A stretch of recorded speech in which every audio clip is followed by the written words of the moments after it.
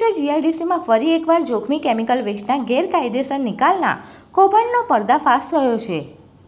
Bharuch crime બ્રાન્ચનો staff Ankleshwar જીઆઈડીસીમાં પેટ્રોલિંગમાં હતો તે દરમિયાન પોલીસને બાતમી મળી હતી કે શંકાસ્પદ કેમિકલ ભરેલું ટેન્કર રાજપીપળા રોડ પર આવેલ બનાસ બલ્ક કેરિયર નામના ટ્રાન્સપોર્ટના પાર્કિંગમાં ઊભું છે, જેના આધારે પોલીસે દરોડા પાડ્યા હતા અને ટેન્કર ચાલકની પૂછપરછ કરી હતી।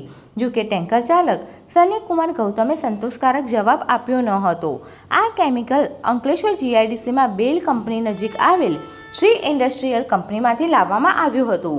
પોલીસે તપાસ કરતા જોખમી કેમિકલ વેસ્ટનો ગેરકાયદેસર રીતે નિકાલ કરવામાં આવનાર હોવાનું જણાયું હતું। આથી પોલીસે શ્રી ઇન્ડસ્ટ્રીયલ કંપનીના માલિક પવન મિશ્રા સહિત કુલ 5 આરોપીઓ સામે ગુનો નોંધ્યો છે, તેમજ ટેન્કર સહિત ₹27 લાખથી વધુનો મુદ્દામાલ પણ કબજે કર્યો છે।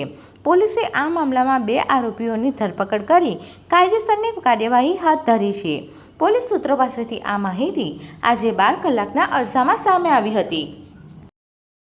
Subscribe now and press the bell icon. Never miss an update.